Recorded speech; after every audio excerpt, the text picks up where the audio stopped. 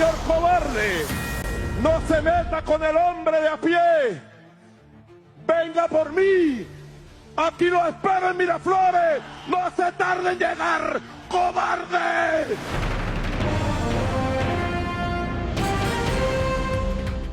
Comenzamos con las acusaciones del régimen chavista de Venezuela a Estados Unidos de crear con inteligencia artificial.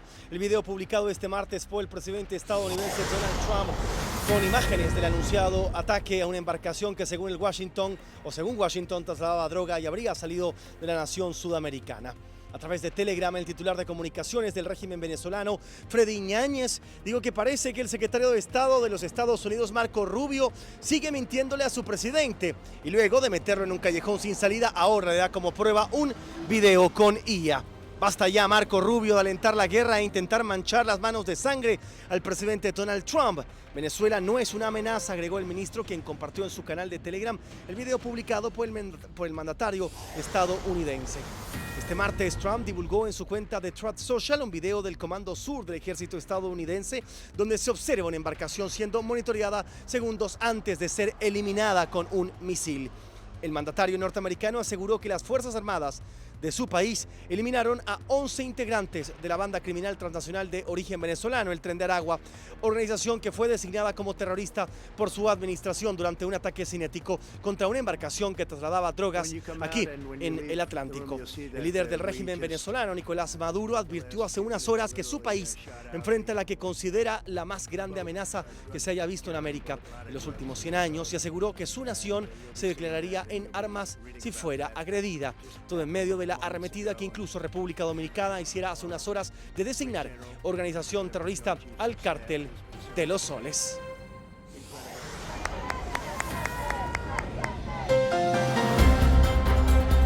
Golpe al PDG y a la Federación Regionalista Verde en Valparaíso. Selver rechaza candidaturas de a lo menos 6 candidatos en esa región. Crisis máxima de seguridad en Chicago, residentes de la ciudad desesperados. Conversamos en vivo con el senador republicano por Luisiana, John Kennedy. En la cuerda floja, Partido Comunista se tensiona en plena campaña presidencial por duro cruce entre el jefe Carmona y la extemporera Jara. Escándalo libertario de corrupción golpea al gobierno de Milei por presuntos sobornos en compra de medicamentos.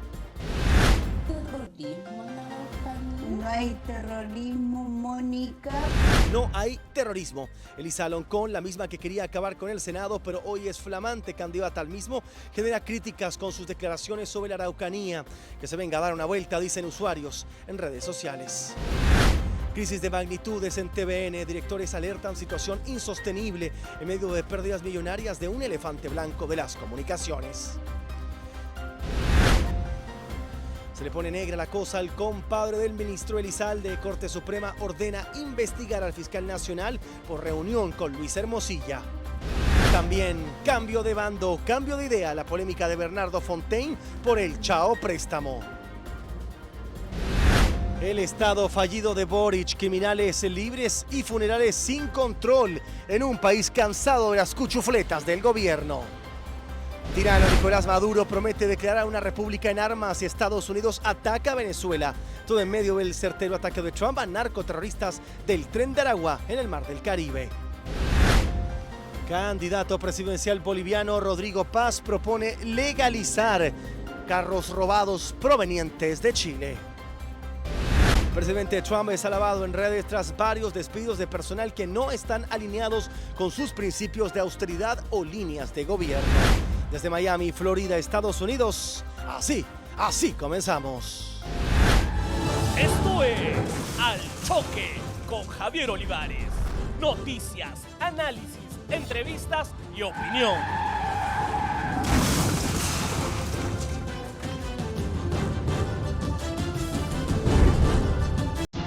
Al Choque con Javier Olivares.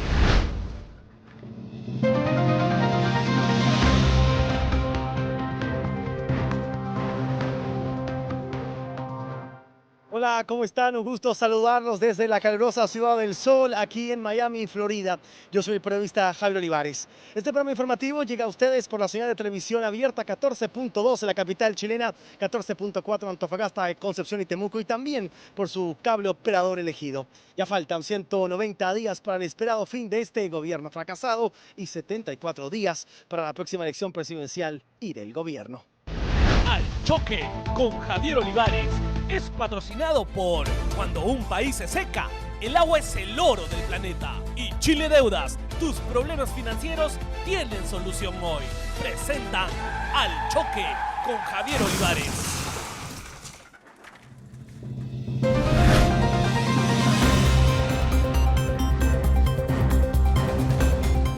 La Comisión de Seguridad Ciudadana de la Cámara de Diputados aprobó en particular el proyecto de ley que sanciona con pena de cárcel y multa a aquellas personas que oficien como estacionadores ilegales de vehículos en nuestro país, en Chile. La iniciativa fue presentada en junio pasado por el jefe de la bancada republicana y actual presidente de la instancia parlamentaria, Cristian Araya, quien apuntó, comillas, esto es una práctica que tenemos que erradicar para poder recuperar el control en las calles, dijo.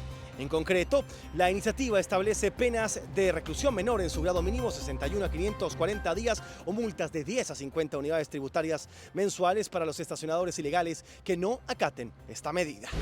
Al Choque con Javier Olivares. Y en otras noticias, una nueva controversia sacude al Partido Comunista tras las críticas de Lautaro Carmona al exministro de Hacienda Mario Marcel. Declaraciones que han generado un distanciamiento público con la candidata presidencial Janet Jara y han puesto en evidencia las fracturas internas de esta coalición a vísperas de las próximas elecciones presidenciales. Déjeme y le cuento, el conflicto se intensificó cuando el jefe Lautaro Carmona cuestionó públicamente a la gestión del ministro Mario Marcel, señalando que privilegió el recurso por sobre la necesidad social durante su paso por el Ministerio de Hacienda. Además, el timonel comunista exigió al gobierno que transparente los motivos de la salida de Marcel, afirmando, va dejando una sensación de que algo se está desgranando.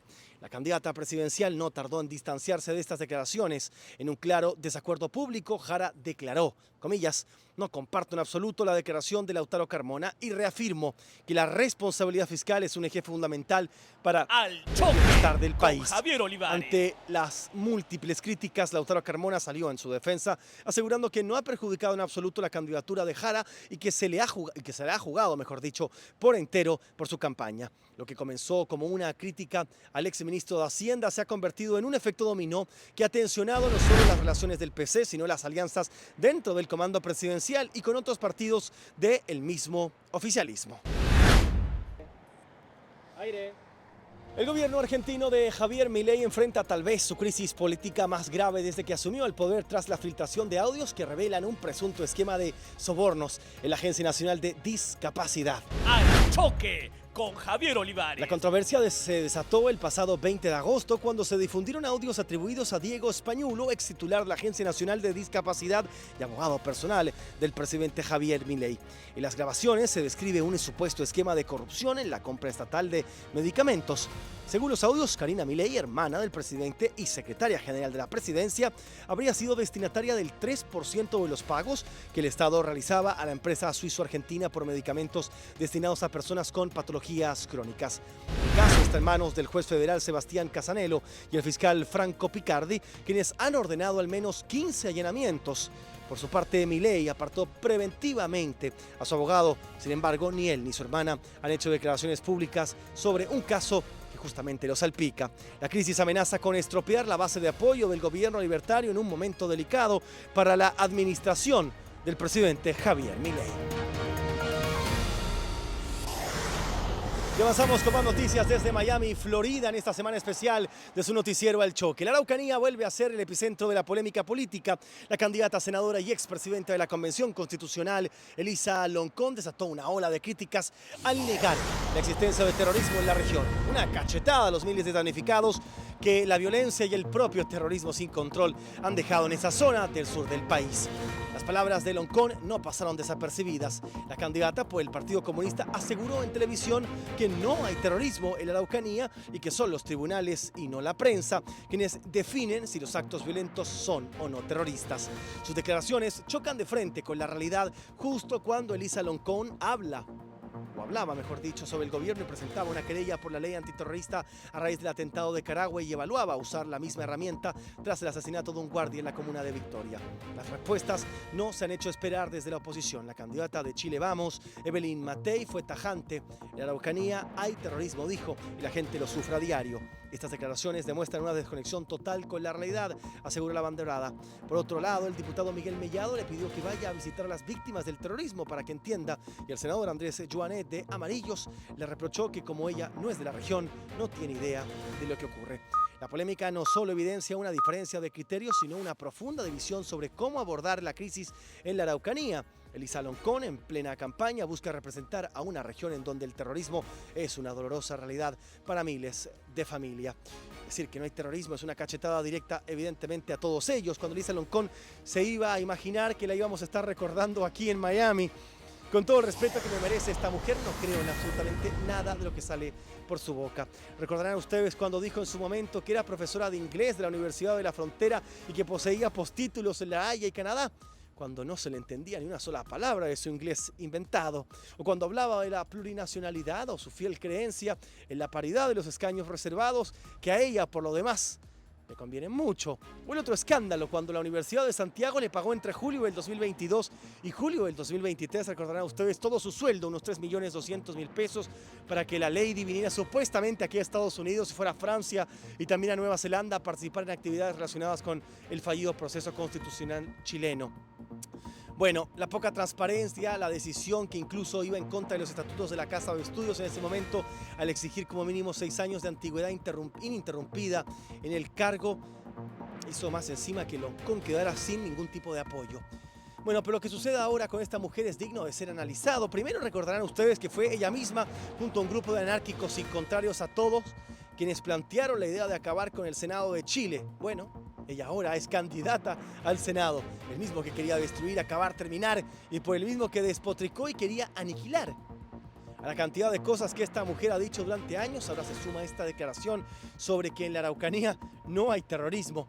Esto es una cachetada, otra más a los miles de damnificados que ha dejado el terrorismo en la Araucanía, en el Biobío y en varias ciudades donde nadie puede vivir tranquilo, porque la fuerza del terrorismo doméstico es más fuerte que el propio Estado de Chile.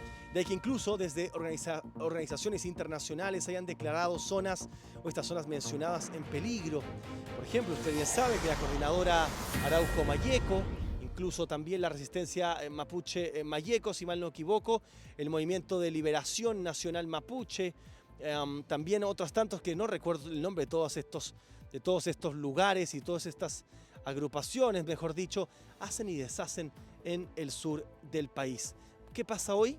Bueno, claro, a Elisa Loncón le resulta mucho más conveniente estar hablando de esto, ¿no? De estos problemas que ustedes están viendo en imágenes y que afectan no solamente a una región completa, sino que a varias ciudades en nuestro país. Pequeños agricultores han sido asesinados, carabineros y más. Solo para recordarle a Loncón, en abril del 2024, 3 carabineros fueron emboscados y quemados vivos en la ruta P72 de la provincia de Arauco. En mayo del 2024, la resistencia Cunco-Huilliche quemó un predio forestal ¿se acuerdan ustedes? En la región de los lagos, acto que resultó en la destrucción total de 13 camiones, 10 maquinarias y 2 galpones. Tal vez para Loncón, como no se mató a nadie, no es terrorismo, no sé.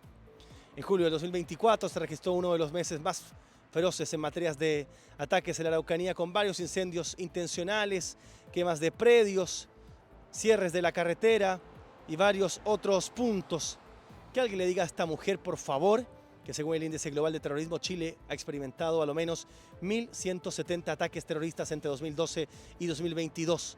Por tanto, todo lo que acabo de recordarles ni siquiera entra dentro de este informe, lo que hoy nos sitúa en el puesto 17 a nivel mundial en terrorismo a nivel del globo. ¿Qué les puedo decir? Lo que diga o deje de decir esta mujer por ahora es irrelevante. Será relevante el día de mañana si por esas casualidades de la vida llega al Senado, cosa que evidentemente por el bien de nuestro país, claro, podría suceder. Total, en Chile pasan cada cosa. ¿Quién sabe? Al Choque con Javier Olivares es patrocinado por cuando un país se seca, el agua es el oro del planeta. Y Chile Deudas, tus problemas financieros tienen solución hoy. Sigue presentando Al Choque con Javier Olivares.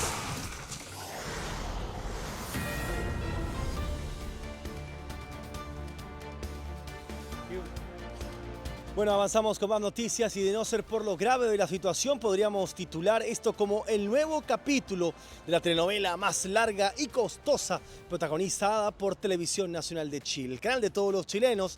Resulta que la directiva ha levantado la bandera blanca ante lo que califican como una crisis financiera insostenible.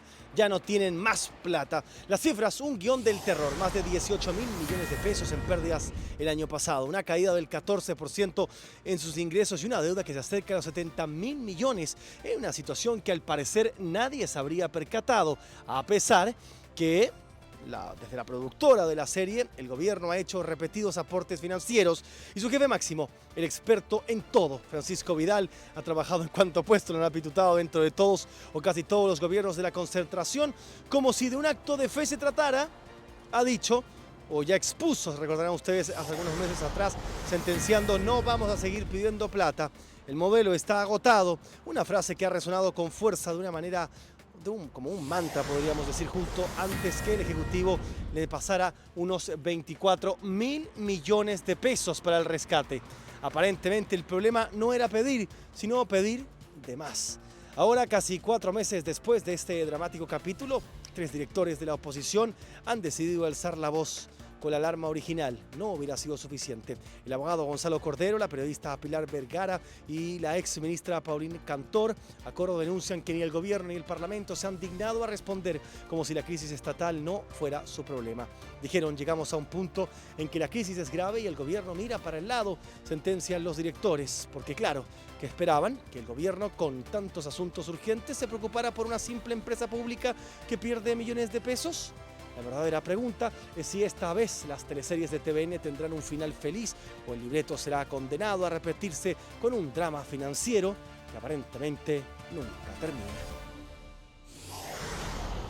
Un nuevo y tenso capítulo se abre en el ya polémico caso Audios. La Corte Suprema acaba de apuntar al fiscal nacional Ángel Valencia al ordenar una investigación. El máximo tribunal ha acogido un recurso presentado por los diputados del Partido Comunista Luis Cuello y Boris Barrera que buscan esclarecer si una reunión de Valencia con el abogado imputado Luis Hermosilla y con Andrés Chadwick se ajustó a la ley del lobby. Este encuentro, que ocurrió al poco tiempo de que Valencia asumiera su cargo, fue reconocido por él mismo. Sin embargo, el fiscal ha sostenido que se trató de un café para aclarar temas personales y que no estaba regulado por la ley. La decisión de la Suprema revoca una sentencia anterior de la Corte de Apelaciones y critica duramente al Ministerio Público.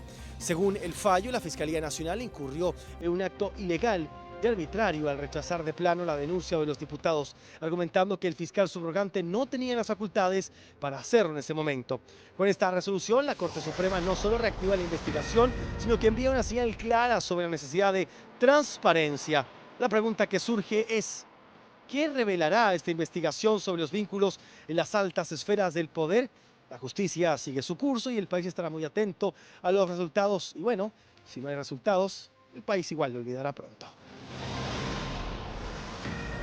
En noticias internacionales, al menos 7 personas murieron y otras 47 resultaron heridas en distintos tiroteos ocurridos en Chicago durante este último fin de semana largo, según confirmaron las autoridades locales aquí en los Estados Unidos.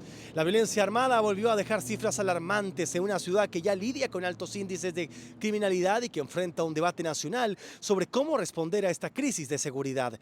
De acuerdo con el Departamento de Policía de Chicago, las muertes y heridas se produjeron en diversos puntos de la ciudad en tan solo unos días. Un balance que refleja la magnitud de una problemática que no ha dejado a nadie indiferente aquí en los Estados Unidos. Los números confirman de alguna manera una tendencia sostenida. La semana del 18, por ejemplo, el 24 de agosto, se registraron 43 tiroteos y 9 homicidios, lo que mantiene a Chicago como uno de los epicentros de violencia urbana más grandes en este país. El repunte de la violencia ocurre en un contexto político marcado por la intención del presidente Donald Trump de desplegar a la Guardia Nacional en esa ciudad.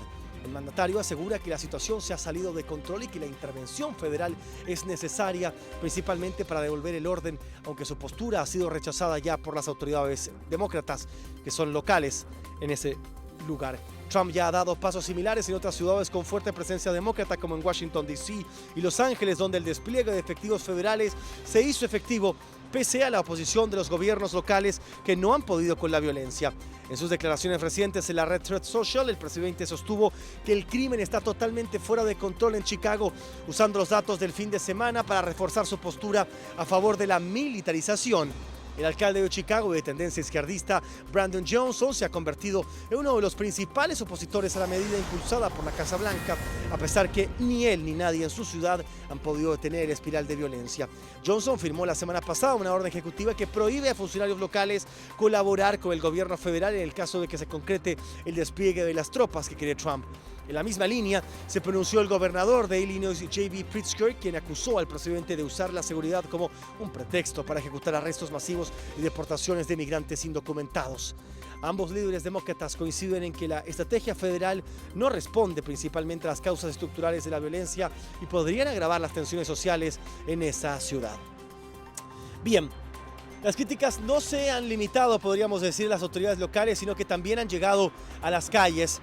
Durante las manifestaciones por el Labor Day, durante todo este fin de semana, miles de personas marcharon en Chicago con pancartas y consignas contra el plan del presidente Trump.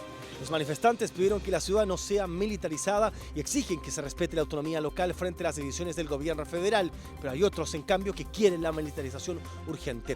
La movilización fue una de las más grandes registradas en semanas recientes, reflejando el temor de sectores sociales de que la medida se convertiría en una excusa para intensificar redadas contra la comunidad de ilegales aquí en los Estados Unidos. El caso de Chicago se enmarca en un debate mayor sobre la política de seguridad en el país, que ha sido uno de los ejes centrales del discurso presidencial. Trump ha insistido en que la violencia urbana se encuentra ligada principalmente al estatus migratorios de miles de personas. Ha prometido mano dura contra quienes se encuentren de forma irregular en los Estados Unidos. Y sus opositores, en cambio, aseguran que se trata de una estrategia política destinada a movilizar a su base electoral con miras a las elecciones presidenciales. Pero parece que estos mismos detractores no se han leído la Constitución de los Estados Unidos, que en su 22ª enmienda prohíbe una elección por más de 2 veces. Por tanto, ¿qué podría pasar? El temor en Chicago crece ante el inminente operativo contra migrantes y antiviolencia anunciado por el presidente de Estados Unidos, Donald Trump, y ratificado por el zar fronterizo de la Casa Blanca, Tom Homan. La administración republicana aseguró que buscan limpiar las ciudades de la violencia causada por la inmigración ilegal masiva. Cuando dices eso, cariño, son noticias falsas. ¿Por qué usar el Departamento de Defensa? Escucha, cállate, escucha, no escuchas, nunca escuchas. Por eso eres mediocre. No vamos a la guerra, vamos a limpiar nuestras ciudades. Las vamos a limpiar para que no maten a 5 personas cada fin de semana. Eso no es guerra, es sentido común. El presidente prometió resolver el problema de la delincuencia rápidamente, citando como ejemplo su intervención del 11 de agosto en Washington, D.C., donde desplegó 800 efectivos de la Guardia Nacional y asumió el control federal de la Policía Metropolitana para combatir el crimen. La amenaza de Trump y el temor en la ciudad creció luego de que el presidente publicara un meme que hacía referencia a que Chicago conocerá pronto por qué el Departamento de Defensa ahora se llama el Departamento de Guerra. El gobernador demócrata de Illinois, J.B. Pritzker, calificó el sábado la publicación de Trump como no normal. El presidente de Estados Unidos amenaza con declarar la guerra contra una ciudad estadounidense. Esto no es una broma. Esto no es normal, escribió Pritzker en X. Donald Trump no es un hombre fuerte, es un hombre temeroso. Illinois no se dejará intimidar por un aspirante a dictador. Mientras la administración federal debate, al igual que en Los Ángeles y Washington, el despliegue de la Guardia Nacional en Chicago, miles de manifestantes marcharon frente a la Torre Trump el fin de semana, protestando contra las amenazas del presidente estadounidense de inundar la ciudad con agentes de inmigración. Los organizadores denunciaron que las amenazas presidenciales coincidieron con el Día de la Independencia de México. una de las celebraciones más importantes para la comunidad latina en Chicago. Normalmente las calles se llenan de música, danzas y desfiles. Pero esta vez el temor a las deportaciones enfrió el ambiente. El gobernador de Illinois, J.B. Pritzker, advirtió que las redadas de ICE podrían coincidir con los festivales mexicanos, lo que llevó a que varias celebraciones fueran canceladas o pospuestas. El caso de Chicago no es aislado. En los últimos meses, Trump ha extendido el despliegue militar en ciudades gobernadas por demócratas. En agosto tomó control de la seguridad en Washington, D.C., bajo la figura de emergencia, a pesar de que las cifras de homicidios eran las más bajas en 3 décadas. La medida fue prolongada hasta noviembre en medio de demandas ciudadanas contra la administración. Trump también ha sugerido acciones similares en Nueva Orleans y Baltimore, lo que refuerza la idea de un patrón de militarización en ciudades opositoras bajo el argumento de restaurar la seguridad pública.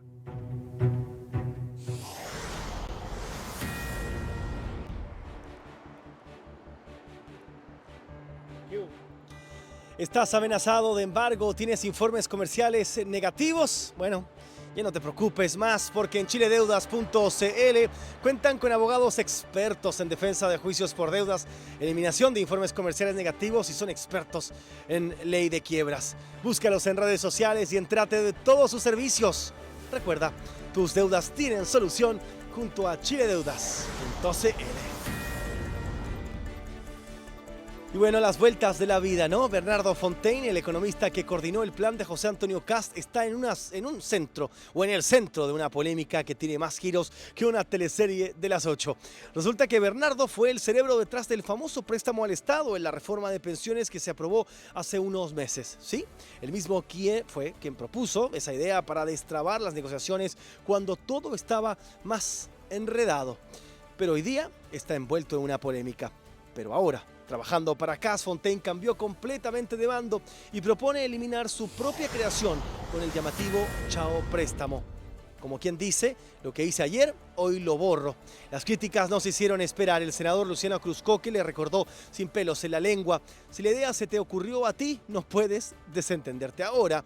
Ante las críticas, Fontaine salió a defenderse argumentando que su idea original sirvió para destrabar una reforma totalmente atascada en su momento, pero que ahora es posible una mejora eliminando precisamente el préstamo.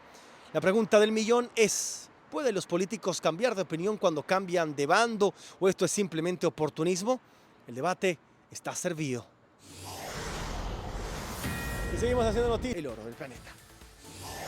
Muy bien, todo lo bueno va llegando a su fin y es momento de agradecer, claro está, a todo el equipo y a toda la gente que ha viajado de Chile para acompañarme, a Benjamín Álvarez, que estuvo por supuesto en la producción del noticiero, a Michael, también a La Pasita, un beso grande y muchísimas gracias por sumarse a la programación de su noticiero El Choque. A ustedes que todos los miércoles de campo, una de estas fiestas que se vive como corresponden. Corre video desde Santiago de Chile, porque fíjense ustedes lo bien que la pasamos.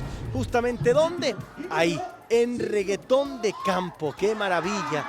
Cómo nos gusta despedir con ritmo el noticiero. Nos vamos con imágenes de este último reventonazo tropical ranchero en el centro de eventos El Sauce de los Andes, donde Reggaetón de Campo hizo de las suyas en otro de sus super bailazos con miles de almas disfrutando de una noche llena de ritmos.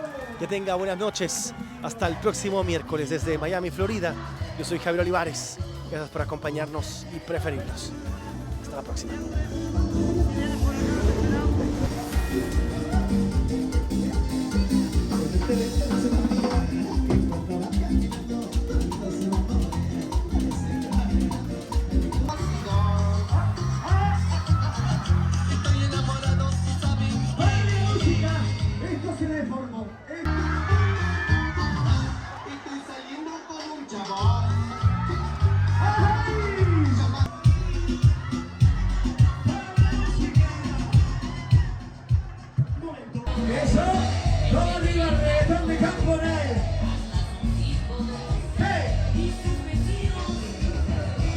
Prepárense los.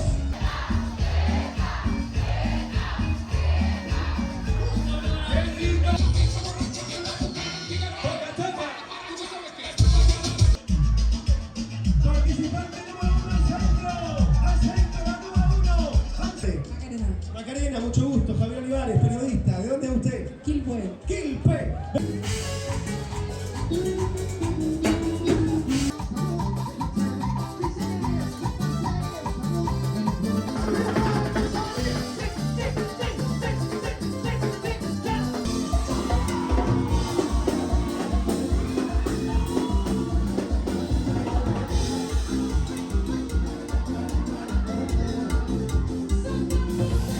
Al Choque con Javier Olivares es patrocinado por cuando un país se seca, el agua es el oro del planeta. Y Chile Deudas, tus problemas financieros tienen solución hoy. Presentaron Al Choque con Javier Olivares.